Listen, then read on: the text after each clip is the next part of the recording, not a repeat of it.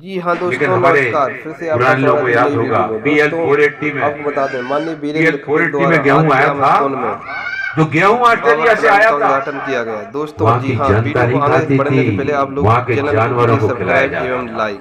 तो देखते हैं और वीडियो। ऐसा गेहूं हमारे देश में आया था। लेकिन आज हमारे देश में जब आदरणीय प्रधानमंत्री नरेंद्र मोदी जी के द्वारा प्रधानमंत्री फसल बीमा योजना, सॉइल हेल्थ कार्ड, किसान सम्मान निधि, नैनो यूरिया, अनेकों योजनाएं प्रारंभ की गई। आज भारत सारी दुनिया में सबसे ज्यादा खाद्यान्न उत्पादन करने वाले देशों में तीसरे नंबर का देश बन गया।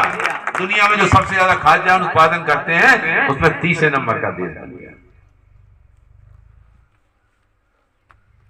हमारे यहां का छोटा किसान 1 एकड़ भूमि है, जिसके पास 1.5 एकड़ 2 एकड़ ज्वार, बाजरा, कोदो, कुटकी, रागी, जिसको मोटा अनाज कहते हैं अपन लोग, उसको श्री अन्न, ये श्री अन्न को अंतरराष्ट्रीय स्तर पर मान्यता दिलाकर संयुक्त राष्ट्र संघ में इसको लेकर माननीय प्रधानमंत्री जी गए और संयुक्त राष्ट्र संघ ने श्री अन्न को जब अंतरराष्ट्रीय वर्ष घोषित किया। आज हमारे देश के 5 स्टार होटलों में जाइए तो वहां पर आज श्री अन्न से बने हुए सामान की मांग तो होती ही है। अमेरिका के व्हाइट हाउस में भी भारत से श्री अन्न मंगा के, और अमेरिका के व्हाइट हाउस में भी भारत का श्री अन्न वहां पर आज खाया जा रहा है। दुनिया के कई देशों में हमारे जो छोटे किसान है, छोटे किसानों के द्वारा उत्पादित सामग्री, ये ज्वार, बाजरा, कोदो, कुटकी, रागी, इसकी मांग आज दुनिया में हो रही है और कितना महंगा जा रहा है। छोटे किसान को भी आर्थिक रूप से सशक्त बनाने का काम देश के प्रधानमंत्री आदरणीय नरेंद्र मोदी जी के द्वारा किया गया। त्रिपाठी जी का आग्रह था कि ये केंद्र सरकार की योजना से अस्तोन में 3311 केवी का विद्युत उपकेंद्र का शुभारंभ होना है। आपने सुविधा अनुसार तारीख दे दी। मैं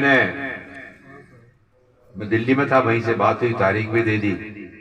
सुबह विवेक जी ने बताया कि कल इतने कार्यक्रम लगे हैं। जब त्रिपाठी जी सामने आके खड़े हुए तब मुझे याद आया कि अस्तोन के कार्यक्रम के लिए समय दिया था।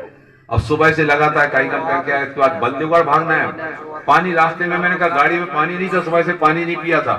हमने विवेक जी, अनुराग जी से कहा कि कहीं से पानी की व्यवस्था करो। हमने कहा तो रास्ते में थोड़ा सा पानी पिया। बंदीगढ़ जाके छतरपुर में फिर मैं, तो वहां पर कार्यक्रम है, उसमें जाना है। देश के प्रधानमंत्री आदरणीय नरेंद्र मोदी जी के द्वारा, राष्ट्रीय अध्यक्ष आदरणीय जेपी नड्डा जी के द्वारा मुझे फिर से इस क्षेत्र से चौथी बार प्रत्याशी बनाए जाने की जो घोषणा की, घोषणा के उपरांत कल जब मैं दिल्ली से चला, ओरछा आया, भगवान रामराजा सरकार के दर्शन किए, पूजा किया। सारे संसदीय क्षेत्र से कार्यकर्ता, 8 विधानसभा से, टीकमगढ़, खरगापुर, जतारा, प्रतिपुर, निवाड़ी, बिजावर, महाराजपुर, छतरपुर, इतनी बड़ी संख्या में कार्यकर्ता वहां पर पहुंचा। और जब वहां से, जब ओरछा से चले तो रास्ते में जितने गांव थे वो सारे के सारे गांव पर जितनी बड़ी अपार संख्या में गांव उमड़ करके सड़कों पर आए। मैंने उनसे कहा फिर एक बार आप सबका स्नेह सहयोग आशीर्वाद देने के लिए मैं आपके बीच में आया हूं। कहने लगे फिर एक बार नहीं, अब की बार 400 पार। तो जनता इस बात को कह रही है कि अब की बार 400 पार।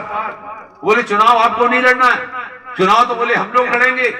10 साल से देश के पंतप्रधान आदरणीय नरेंद्र मोदी जी के द्वारा गांव, गरीब, मजदूर, किसान, युवाओं के लिए, गरीबों के लिए, नारी शक्ति के सम्मान के लिए जो काम उनके द्वारा किए गए, आज भारत के प्रति देखने का दृष्टिकोण सारी दुनिया में बदल गया। ये भारत 1962 वाला भारत नहीं है।